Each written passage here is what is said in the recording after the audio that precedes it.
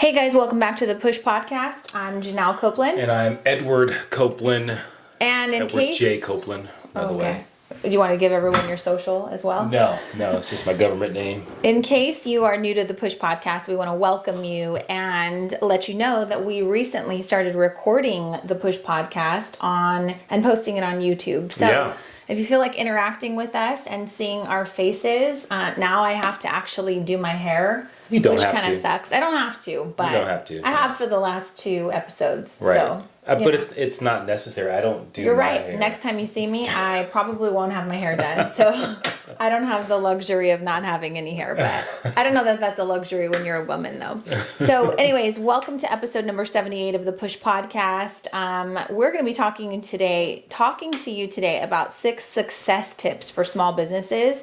But we have 18 of them that we often share. We just don't have time to go over all 18 of them with you. So if you want to go to thepushpodcast.com or click the link below, we'll make sure that we link all 18 of them. Mm-hmm. But we have time to talk about 6 of them today. And then in talking, we realized they're not really just business tips. So even if you don't own a business, please stick around because we do think that these are going to be really impactful for living a great life and helping you push through things. What's interesting about like business tips per se is business tips are like lifestyle tips, right? Because if you're an entrepreneur, you as the person have to be have a certain level of evolution, have a certain level of growth in order to be successful at it. So these principles and these ideas are definitely for the person that does not have their own business. Awesome. So before we dive in though, I want to talk to you about the Push Podcast Listener of the Week. Okay. Would you like to know who it is? Yes. So this is Russell Rusco who wrote this to us, and I'm kind of paraphrasing because he wrote this long email that made us cry, and it was super amazing. And so we just want to thank all of you who take the time to write a review for the Push Podcast, who leave comments. This is something that really helps us continue on the journey to help other people grow and push through difficult things in life. So we're happy to be able to do this with you. And we're really happy when we know that we've made an impact on someone. So, to give a little context, in the summer when we were going through all this social and racial injustice, we thought really long and hard about, is the Push Podcast the platform that we really want to have these discussions? And when Eddie and I decided to start the Push Podcast, the reason we wanted to have it was because we wanted to pretend that we had friends over for a backyard barbecue. And these are conversations that we would be having with people that we loved. Absolutely. And I think that when you think about the world we live in and that we have to coexist and we're all very much interdependent on one another, it would be irresponsible for us not to talk about it. Right. So there was an episode, I can't remember the name, but it was titled, "You're Not Supposed to Be Here." And it was about an incident we had that turned into a racial thing, a racial conversation we had with our kids.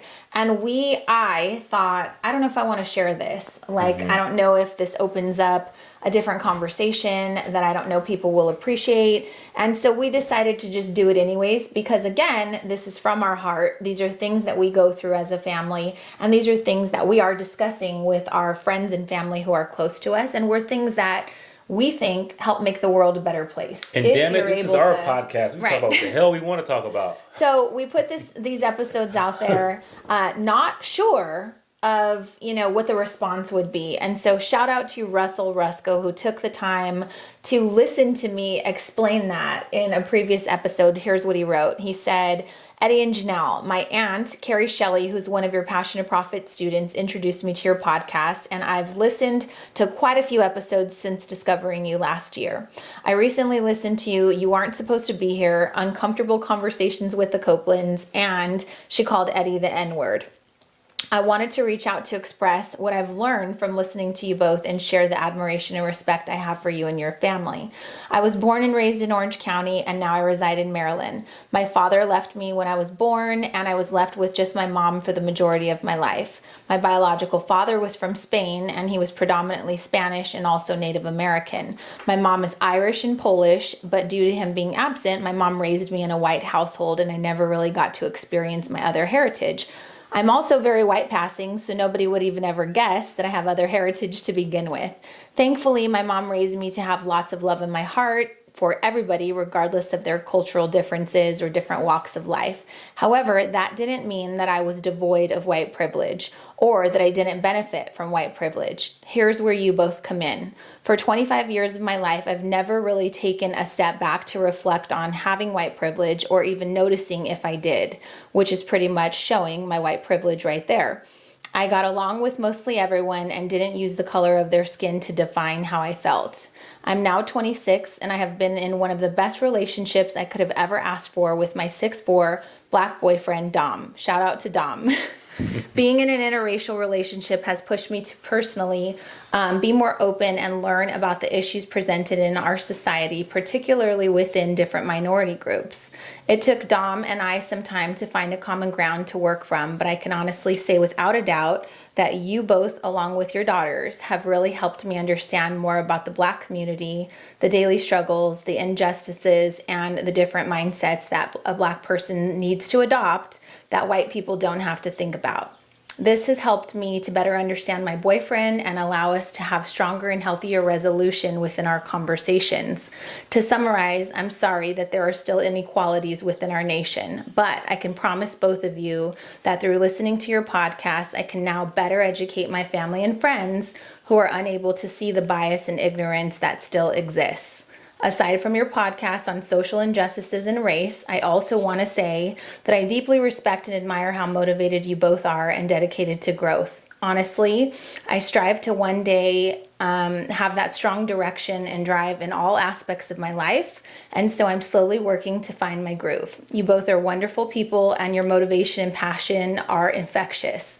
I appreciate you both and believe you deserve to hear it. I'm sure others will say the same.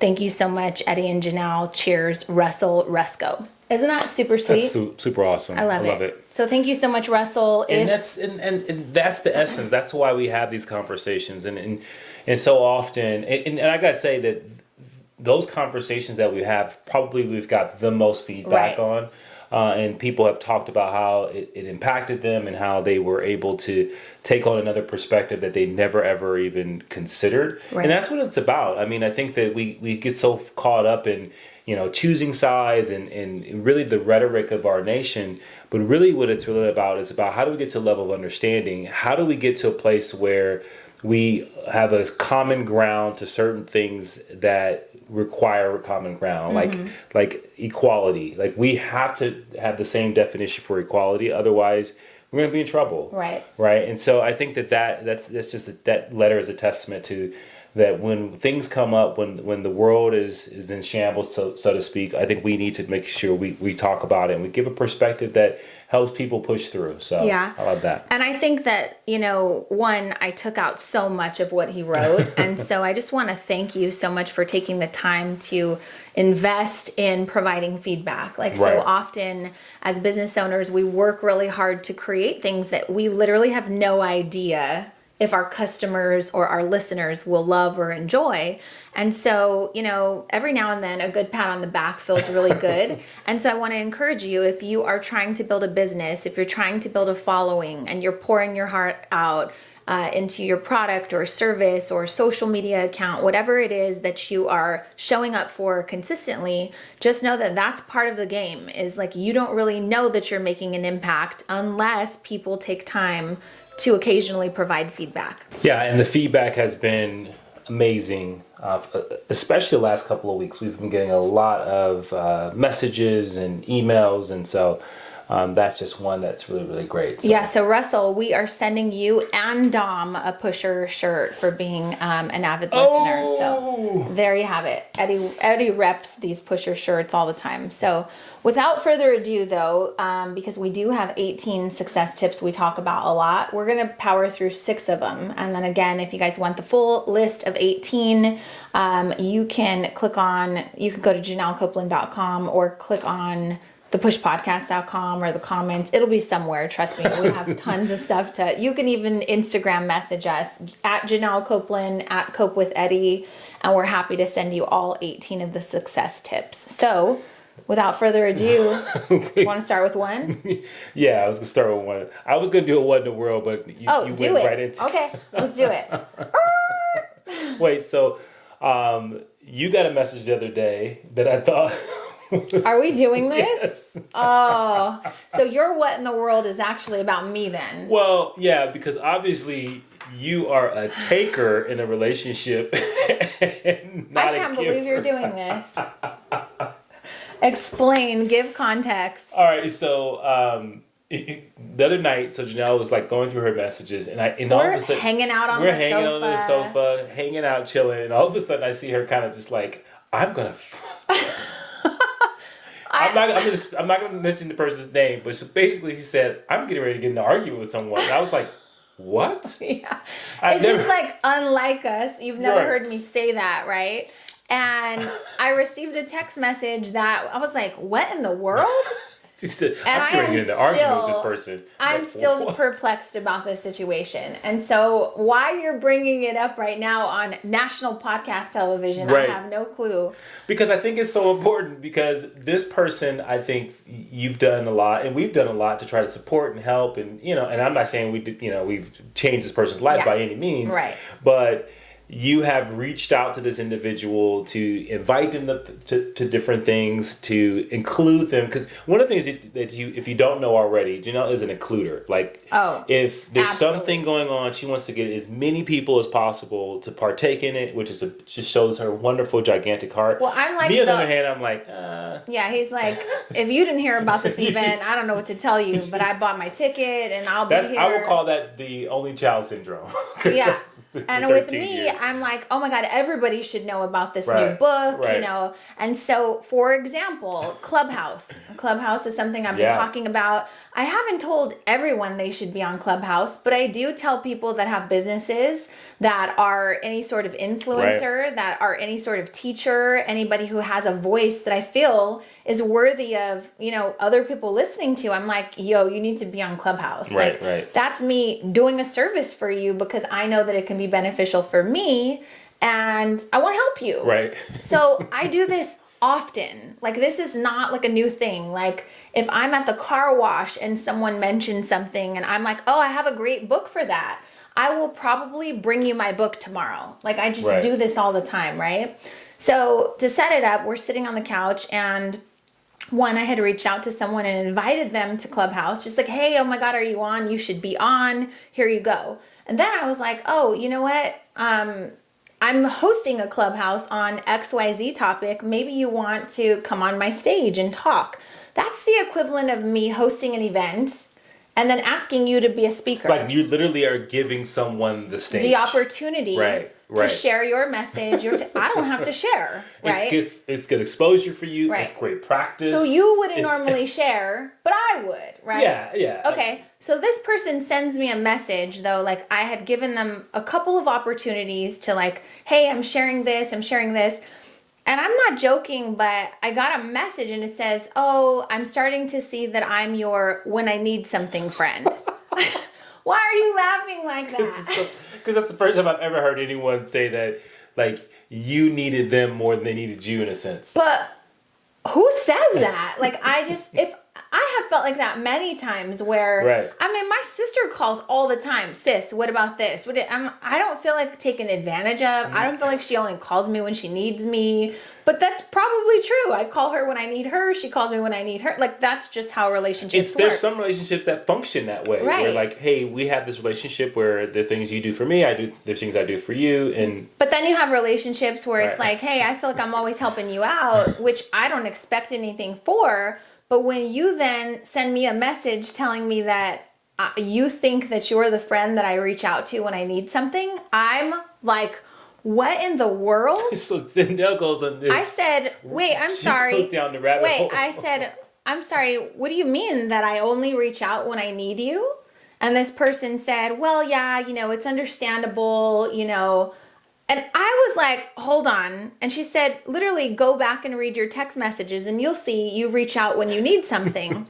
So I go back and I read my text messages. And just to give you context, like, this is why I think you're so triggered by it. Because, like, a year ago, I had $2,000 tickets to a personal development conference. And I literally invited her. I said, hey, what are you doing on this date? Do you want this ticket? Right. Eddie can't go. It's a Right. last minute thing. It's a $2,000 ticket I paid for. Happy to give it to you if you can get the time off and be away from your kids. Right. So that was the first one. Then the next message I saw, because she said, go through your text messages. So I'm like, okay, then I invited you to Clubhouse. Then I invited you on my stage.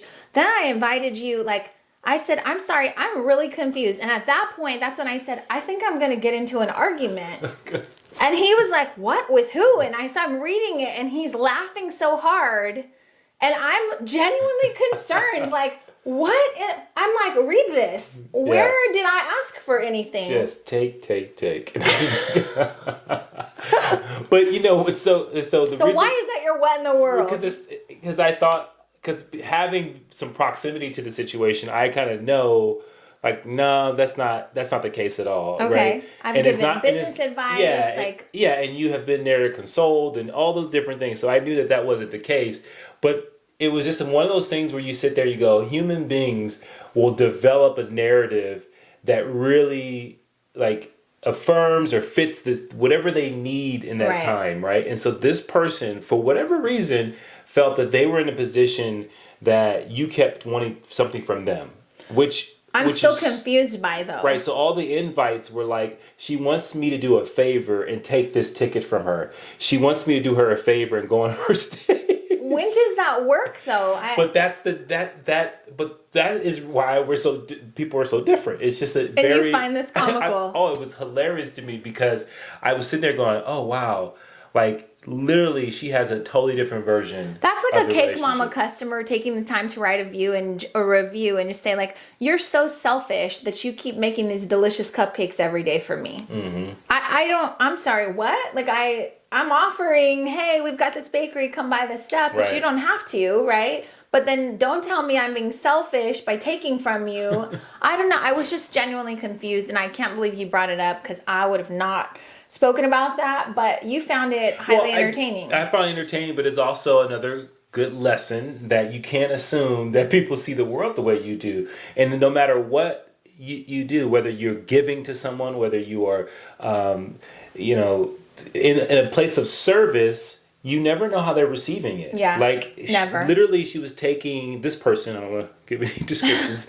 This person was taking your acts of service and your acts of servitude as like favors. Right. You want me to do it? You're asking me for a favor to take these tickets. You're asking, and so I don't know how that person got there. I don't even know, and I haven't wrapped my head around the psychology of what would flip that to that person. I don't either. But it just was a very interesting thing. And so as we get into these success tips for business, the one thing I would tell you is you got to make sure you got the right narrative going. Like, make sure you're seeing the world. There's another bonus tip. Make sure you're seeing the world in the most accurate way possible. And the only way you know that is by having some clear communication. And I don't know, I was wrapping my brain around, like, how do you clarify that? Like, she's thinking. And I went back and clarified, and I said, I took your advice, and I did go back through our long list because I'm genuinely concerned. And I said that. I'm genuinely concerned as to how you would think that I would ask you for anything in any of these messages. Like, are we reading the same messages? Because I'm wondering, did you improperly send this to me, Janelle Copeland?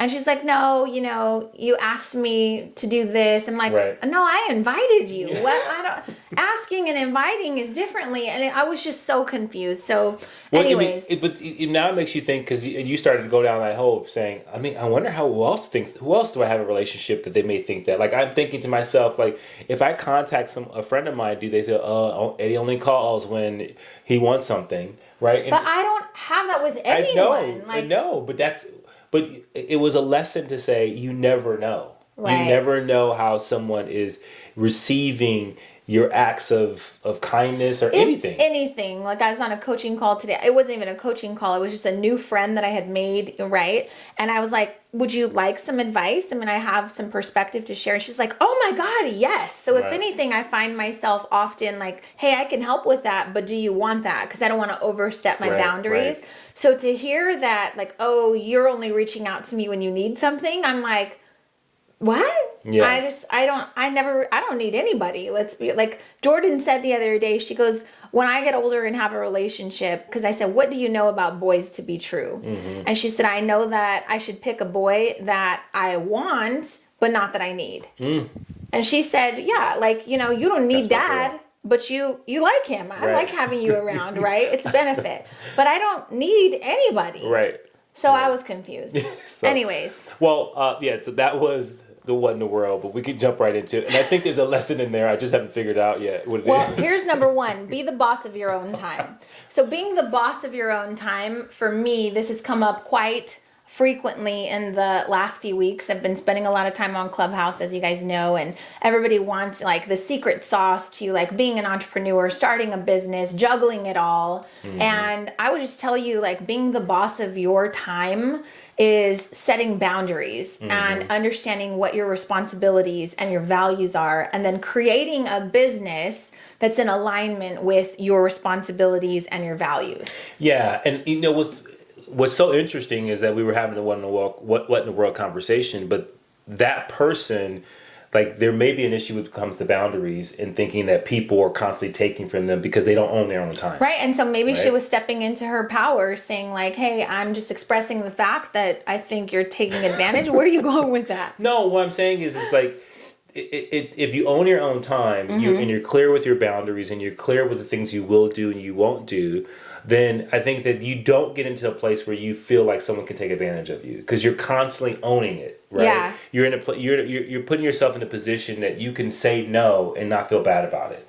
And of saying, hey, no, I won't do that, but I will do this, right? I will take this time to hang out with you, but I won't do these other things, right? And I think that is owning your time, because when you're giving yourself to someone, that's what you're giving is your time. Yeah, and we did an episode not too far back about boundaries in a relationship. Those same boundaries apply for, you know, a business. But what I'm trying to say is recently I've been experiencing a lot of frustrated business owners who are saying, you know, like, I'm doing everything I can in my business, and then I'm trying to also do the homeschooling for the kids, and I'm also juggling these orders and trying to find new customers. And I just want to tell you, one of the main reasons why people start a business is so they can get out of the rat race and off of the hamster wheel, right? And so when you're creating a business, I think it's important to sit down with your schedule and say, okay, if I have 3 kids that are homeschooling during the pandemic right now, and they need my help from 8 a.m. until noon, I can't really do any business during that time. Right. That's going to open you up to just like, hey, I got to be present. My kids are important. It's going to like kind of stop you from getting into a place where you're overcommitted, and you can focus on what's important, which is your kids from 12 to 4 or 12 to noon 100%. or what did I say, 8 to noon, right? And then let's say from 12 to 4, the kids have to do homework. They have to eat. You need to make dinner. You have to do laundry, whatever the case may be. Then you also can't work 12 to 4. Right? So you've got 8 to 12, got to be with the kids, 12 to 4, got to do home duties, whatever it is. Then maybe when the kids go to bed, that's when your business starts. So if that's only a couple of nights a week, and that's only a couple of hours a day, then you might only have 10 hours to be able to focus on your business. If that's the case, then you need to come up with 10 hours worth of productive work, so that you're not out searching for 300 customers when really you can only take 2. Yeah, and I think what also goes to that is what you're outlining is a process or a system in which you approach your work, where you are following the process, not emotionally reacting to what you think you need to do. Because a lot of times when you're running a business, you can be emotionally stressed about, oh my God, I got to do this advertising thing. But you know the priority is, I got to manage these customers. I got to manage what's going on next week. But your emotions will push you in all the different directions. And so having a process that you follow, kind of like when you work a 9 to 5, the structure that's provided there for you is the structure that's probably going to give you the most focus. Right. So being a boss of your time is understanding, if you have a 9 to 5, then you have a 9 to 5, right? So figure out how to carve out some time within your week that doesn't make you feel so heavy and drained and tired and overworked, because the thing about business is it requires stamina. And I have recently just come across so many people that are like their tanks on empty, they're super overworked. And then when you ask them like, how did you get here? They're just like, I need more, more, more. And you're searching for more, but really you can't handle what you already have. So that's my first tip for success is be the boss of your own time. And I love that. I think that's great. I think that when you do that really well, you become very planful. I think that, and then when you get really good, I know that many people, I know I struggle with this, is when you don't have a 9 to 5 structure, structuring yourself and putting things into place. And you almost have to do that at your best state when you're thinking the most clear. And you say, okay, this is what it's going to be that I'm going to do. But I think that what happens is now you have to maximize the time, especially when you have kids and all these other things. Yeah. How do you maximize and get the most out of the 5 to 6 hours that you have that makes the biggest impact? And then this other concept is when you start to see business going, like you can outsource some of the things that you think that would take away your time, like having someone take care of your kids, having someone do your laundry. Like that is owning your time. It's like, okay, I would rather pay someone instead of spending that time because I know my time is precious. Right. And when we first started with the bakery, that was like the first thing. I need to earn enough money so that someone can come clean my house, because if I'm working 7 days a week, like the last thing I want to do is do chores on the one day off that I have with my family. Right. So that was like our biggest thing. Like, how could we earn money so that we don't have to do these things? 100%. And I did that in the bakery too. How could we earn enough money so that I don't have to lug home all this laundry and wash these towels at home? I need to hire a linen service. Right. So when you get to the point where you're overwhelmed, being the boss of your time means that you're trying to figure out what things you can let go and release that perfectionism, which is a whole nother episode in itself. So moving on to step number 2, which I think directly ties in. Tip number 2, stop comparing yourself to others. I know it sounds super simple, but let me tell you how that can get you in trouble, to tie into you being the boss of your own time. You see people winning on TikTok. You see people winning on Clubhouse or on Instagram. So you start to kind of spiral down this comparison trail of, man, if I just posted more frequently, if I just took better pictures, if I just did this, this, and this, then I would be better off in my business. Right. And oftentimes that gives you like overload syndrome in itself, right? So you're seeing these other people and seeing what they're doing. And part of that is required in business. You need to pay attention to what works so that way things aren't so difficult. But I think that comparison's really scary because you'll always feel a sense of FOMO. You're always missing out on something when you say no to social media right now because I have to be focused on my kids or something at home. Yeah, I mean, and to me, I think comparison is an energy drain. It's an energy suck. I think that you take your eyes off of what's important to your business or what you need to be ideating around the things that are important to you, and you place your energy and your focus on someone else's outcomes. And the fact of the matter is comparison is a blind act, right? You are only seeing a one-dimensional perspective of someone else's outcomes, not necessarily what the work they're putting in, not necessarily all the takes that they took to make a video, not necessarily all the years they put in before they got there. You're taking that one-dimensional perspective, and then you're judging yourself based off of that blind act. And so you're taking a blind act. All the steps. Right. And so it's like a judge trying to manage a courtroom, but is not listening and is not seeing all the perspectives to make sure that there's a fair case that's being, proceeded. So I think that's a big thing that all business owners need to really, and all people, period. Yeah. Like you need to look at, and we always say, trade your comparison and your envy that comes along with that with admiration, right? When you see someone do something special, it's great to admire it. It's great to be inspired by it. And then parking lot it. And say, yeah, that's great. I'm sure they worked really hard to do that. Now I know I got to do my own stuff to get my own to place so the other people are admiring what I do or are inspired by the things that you put into the world. When I say parking lot it, I mean, like, let's be real. There's podcasts you can listen to. You can watch YouTube videos. You can be consumed and overwhelmed with all of the things you should be doing in your business, right? But tying it back into be the boss of your time, I feel like sometimes that makes you slip into comparison when you're just over consuming, over watching, over admiring, over involved in what everyone else has going on. You'll always live in a state of FOMO and you'll always feel like you're behind. Oh, yeah. And you have to go at your own pace because like you're running your own race, you know? Yeah, and it also, I think when you get so immersed in someone else's world and what they're doing, the thing that makes you special, the thing that makes you unique is your authenticity, and you start to trade that because you're trying to mimic what you think is what success looks like, or you're trying to skip ahead to a level that maybe you haven't done the work to get to. Right. And so I think you got to stay in your own lane. You got to stay close to what you're doing, and I think that that's where you get your best results. Okay, that leads me to tip number 3, because you said stay in your own lane, which is realize that you're signing up for something extremely hard. And I think that, you know, the whole running your own race, we hear that often, but your journey is going to be harder than the person's journey who you're trying to copy or watch next to you if you don't stay course and run your own. Right. Because you're watching all of the things that they're doing and trying to also fit it in your life, which creates overwhelm, FOMO, you know, all these things. But it's already supposed to be hard, so you don't need to complicate it more. No. And so what do we mean when we say like it's already supposed to be hard? Because some people would say, oh, business doesn't have to be hard. It can be easy, simple, and fun.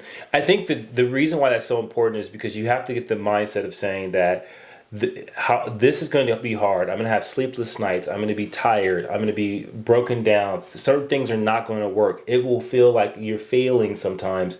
And I think a lot of times, especially now, when people get those bumps in the road and that discomfort, they think that that's a sign to back off and move away from it, instead of leaning in and embracing all of those things and saying, okay, this is how it's supposed to be. I think that that's super important. But also, I think when I hear that tip of realizing that you're signing up for something extremely hard, I think it also speaks to the part of saying, be prepared for the challenge, right? And so, like, if I know I'm going to do a hard workout, or like when we were doing Insanity, I knew it was going to be hard. There's a certain mindset. But if you switch the video and you put like something that, let's just say I was preparing for it to be easy, and then you switch the video and say, oh no, we're going to do max out cardio. And I'm like, wait, I got to get my mind ready for that. Because the, you know, quitting and endurance really comes down to how you approached it. Like if you knew it was going to be hard, like there's a mental fortitude that you kind of build saying, okay, I know I got to get through this. Yeah. But if I wasn't ready, oh my God, like pause. So you're talking about Shanti's insanity, but business is insanity in itself, right? Yeah. And to kind of tie into the whole like sports and fitness analogy you're using, I always tell people like understand that like starting a business is kind of like being an amateur basketball player. You're going to miss a lot more shots than you're actually going to make. And that's just what business is. It's about practice. It's about showing up. It's about working with your team. It's about learning new skills, running different drills. And that doesn't ever stop, regardless of what level you're at in business. And the last thing you want to be is surprised that the shit was so hard. Right. Because that's going to bring a lot of quit. Yeah, so we're not telling you like, oh, this shit is so hard, you should rethink. We're telling you, hey, sis, like get your mindset right. Because if you think you're signing up for ballet class and it winds up being insanity, super crazy hip hop, cardio on steroids, Zumba, you're going to be disappointed. Like, why didn't anyone tell me? And so we are telling you that it's going to be a difficult workout, but it's not something that you can't do. Right. Period. 100%. All right. So number 4, what got you here won't get you there. Tell people. I love that. You know, what got you here won't get you there is so important because that's progress, right? And we make strides and we move forward in life when it comes to the things that we're trying to accomplish, especially within the business. But then, like I always tell people, the next step is, are you willing to abandon what worked for what you need to do next? Yep. And I think that a lot of times people want to hold on to, this is my winning recipe. This is what works for me. And a lot of times that won't work for you going to the next level. Right. And you get stuck. And then before you know it, you're searching for answers and you don't know what to do next. So the perfect example of that is, you know, we work with lots of bakers. They have started from home in most cases. They've developed these recipes. Maybe they were their grandmother's recipe or something. And then they're like, I know how to do this in my sleep, and I'm the only one that can do this, and it's perfect when I do it. I don't even need to follow a recipe, but I'm damn sure not sharing my recipe. Right. Well, that got you to the point of where you're at in your business, but if you're trying to create a scalable business and help hundreds and thousands of customers, you need help. Well, So now, holding on yeah. to the belief of, oh, I have to be careful and secretive with all of the stuff that I know is not going to help you get to the next level. So often when we're coaching, we tell people like, we only want you to sign up for our coaching programs if you are truly coachable, Right. meaning you're willing to let go of everything you think you know. Like, we don't want to work with people who are like, oh yeah, I know how to do that. Oh yeah, I've done that. Know how to do that. Got that. No, we need you to come in green, ready to grow and listen to new ideas, because what got you here is not really going to usually get you here. Yeah, and we always tell the story about the Cake Mamas. Like, the Cake Mamas was a custom cake bakery, and it got the Cake Mamas to a place where you're able to open up a brick and mortar business, but it wasn't going to be what was going to bring you long lasting success Right. and duration for the business. It needed to shift and it needed to pivot and change. But so often when we talk to people, they go, oh, I only want to have a business that's exclusive. I want to be Right. an appointment only, or I want to only be able to do this, or I only want to do custom, woodwork. And you think all the different things that can narrow you to a place where you may stifle your own growth simply because you're not willing to change with the marketplace. Right. And so I want to challenge you, if you are that person that says, but this is what I love, this is how I want to do it, I'm only going to do it if I'm passionate about it. That word passion gets like thrown around so loosely. So I highly suggest, if you're one of those people who uses the word passion, you need to go back and listen to episode number 7, the pressure of finding your passion. Right. Because running a business, like we told you, is going to be slightly difficult. You can't just think it's going to be roses all the time. And you can't think that you can only do what you're passionate about, because you have to listen to the customers. Like, you're literally building a business. If you want it to grow and be scalable, you're building something that is solely based on feedback, period. Right. So when I moved into the community where I opened the Cake Mamas, yes, I wanted to focus on art and just do custom cakes, but the community told me they wanted a local bakery where they could bring their kids after school and get them a $5 treat. So I had to listen to the community. If I would have been hell-bent on, well, my passion is only to create art, I'd be out of business. Right. You'd be a passionate broke baker. Right. So we don't want you to do that. But what's so interesting is that this plays out in large scale as well. Like, most people don't know that Amazon, their 60% of their profit and revenues come from online services, not from the Amazon store. Right? So all the packages that come to your door, all that stuff is great for them. Right. But they invested in online services, which, like, when we run our courses, it's Amazon is the reason why you're able to handle when your site blows up and someone says, hey, makes you really popular, and all of a sudden you go from 1,000 people checking out your website to 100,000. Yeah. Amazon's the reason why you have the capability of doing that, but people don't know that, Yeah. right? And so it's so important. And when Janelle says feedback, it's feedback not only from the customer, but it's also feedback when things are not working. It's telling you, okay, Yeah. It's time to move. It's time Pivot. to change. It's trying to modify. You got to listen to the feedback you're getting in order for you to continue to innovate and create something new. Yeah, I love that. So number 5 on the success tips is growth hurts. So you often use the analogy of the seed sprouting, but I also want to talk about Sarah Blakely from Spanx. So you go first with, why does growth hurt? Well, growth hurts because, and I got this from T.D. Jakes, which he did an amazing job of articulating this. But basically, when you think about planting a seed, right? A seed is smooth all the way around. And when you plant it in the ground, then you nurture it. You water it, you give it sun and all those different give it things. love. You give it love. But in order for the seed to actually grow, something very traumatic has to happen. That smooth shell that you planted eventually has to crack and has to break in order for it to sprout. And then, so that in itself is an analogy of Has saying... the seed ever sprouted before? No, it was the first time ever. So I'm pretty sure that the seed screams. That shit's painful. It's painful. But the smooth surface has to break and crack and be very traumatic in order for it to have possibilities. And I think that when you think about like business, you think about your own growth, like when we just talked about like it's going to be hard, you also know it's going to be painful, right? And because of the pain is the reason why you'll be able to progress and move forward. So growth hurts to me. Thank you for that analogy, Edward Copeland. No problem. You guys can follow him, Cope with Eddie. You've been showing up on TikTok, so you guys go follow Eddie on TikTok. Yeah, he does these quick daily pushes. I'm proud of you, babe. Keep pushing. So to me, Growth Hurts brings up Sarah Blakely. She's the founder of Spanx, right? And when we talk about Growth Hurts, you know, she has many times in her journey to create the Spanx empire, what it is right now. She's like one of Forbes' youngest female billionaires, right? And so she talked about like she only breaks up her business in like two categories. One was like the pre-work of trying to, you know, get past all of the no's of like no one really believing in what she was talking about or what she was trying to sell or what she was trying to offer. All the manufacturing plants that said, hell no, we're not going to make that. That's stupid. Pantyhose with no, you know, hose. That's stupid. And so she talks about that being the first stage. That obviously is painful, right? Yeah. And then the second stage, she says, was immediately when I got the deal with Neiman Marcus, with Nordstrom, with Saks Fifth Avenue, right? So she said most people would stop there and say, oh, I finally made it. Smooth sailing from here. I got my dream clients. I scored these major deals, right? She said that's the part where I turned on the fun for the second part of my business hurting because I knew that I was going to be doing so many things that I had never done before and that it was going to be challenging and painful.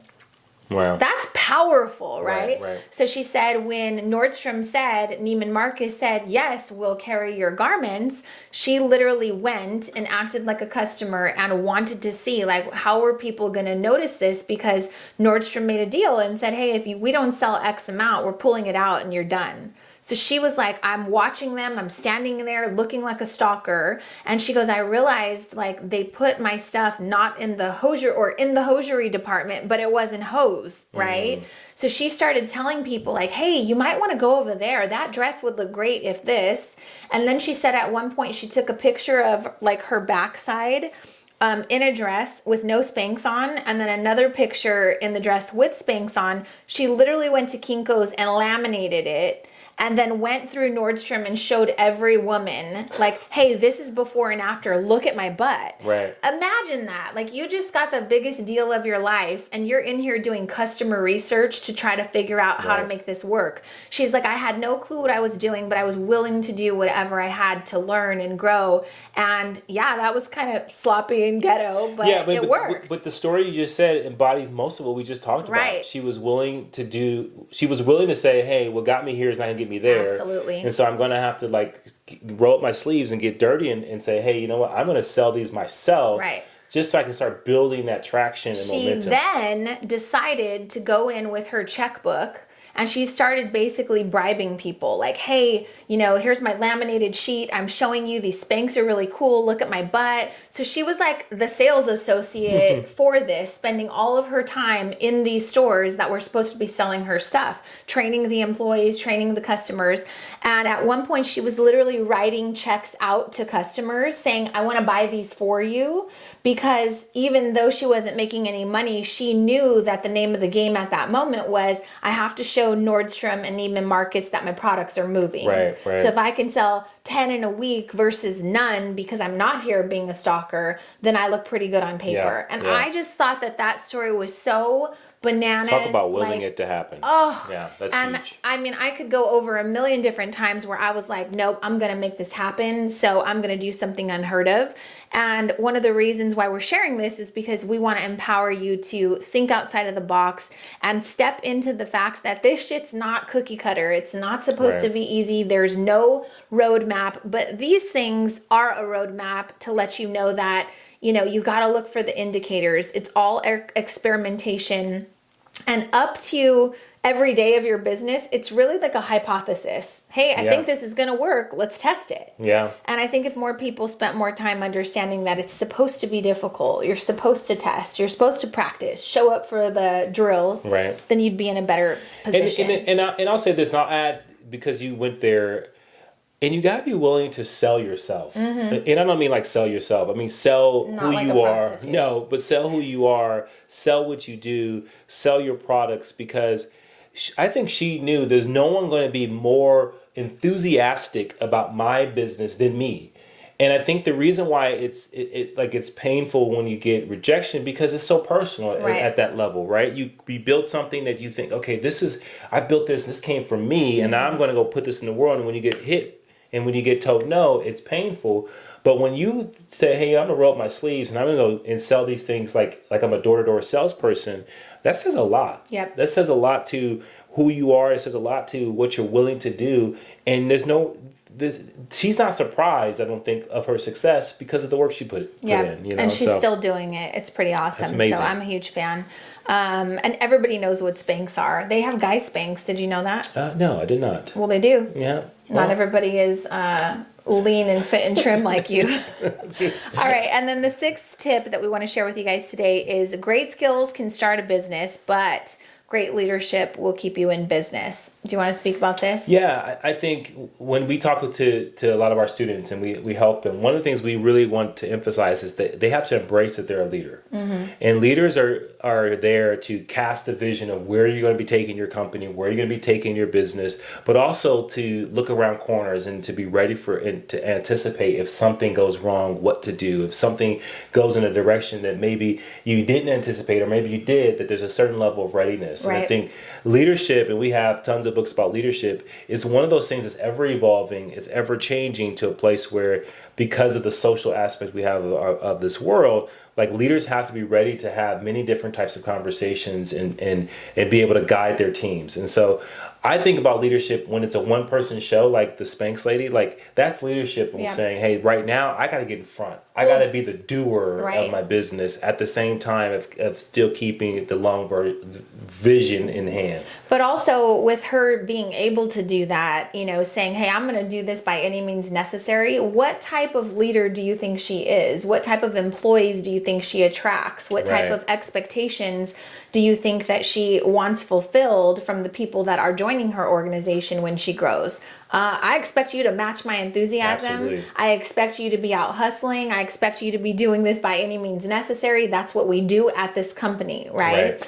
And so we spend a whole week on this actually in Passion to Profit, our 8-week masterclass. And it's because, look at the areas in your life that you might be struggling in. And we all have those areas, whether it be, hey, my house is always a mess. I'm lacking organization. My car is a mess, right? I'm always feeling like I'm behind. I'm late to things. Things are piling up like emails. If you are a person that is struggling to get ahead just in your regular life, it's likely your business is running the same way. And it's likely that if you did hire employees, you probably would be missing deadlines with them, which would also send the message to them that, oh, we're just kind of a little scatterbrained here, and it's okay for me to also miss deadlines. Right, yeah. So leadership's super important. And the quote is, anyone can start a business, but great leadership is going to keep you in business. So remember that as a business owner, you set the tone, you set the pace of how your business is going to grow or stay stagnant. Yeah, and I think the biggest way, and the last thing I'll say is the biggest thing that destroys a business is poor leadership, is the inability to get the most out of people, whether it be business partners, whether it be team members that you may have on your team, or employees, or even the most out of your family, right? And so I think that we both share a leadership role in our family and with our kids to help to get the most out of them. And not in an ego way, like, hey, I'm going to get you to be really great at something, but how do you create an environment where people can really do their best work, where the people can really do what they think is special? That's leadership. And I think that's why you see successful businesses do well with great leadership. I love it. Cool. You're a great leader. I try to be. You're supposed to say you're a great leader too. You're a great leader as well, honey. God, all you do is take from this relationship. Take. Anyways, if you guys want to hear the full list of all 18 success tips, please head over to thepushpodcast.com. It's thepushpodcast.com. Also, be like Russell Rusco and share this episode with someone you think can benefit. We might send you a t-shirt. And let's see, other than the 18 success tips, I do want to let you know that in the next probably 4 weeks or so, we will be opening up enrollment to our 8-week masterclass, Passion to Profit. It's where we teach you all of the foundational elements that are required to create a lasting and scalable business. Everything from creating a brand, you don't just pick a logo based on a color, sales, to building confidence, to putting yourself out there, to being innovative, creative, to managing your inventory, to being a leader.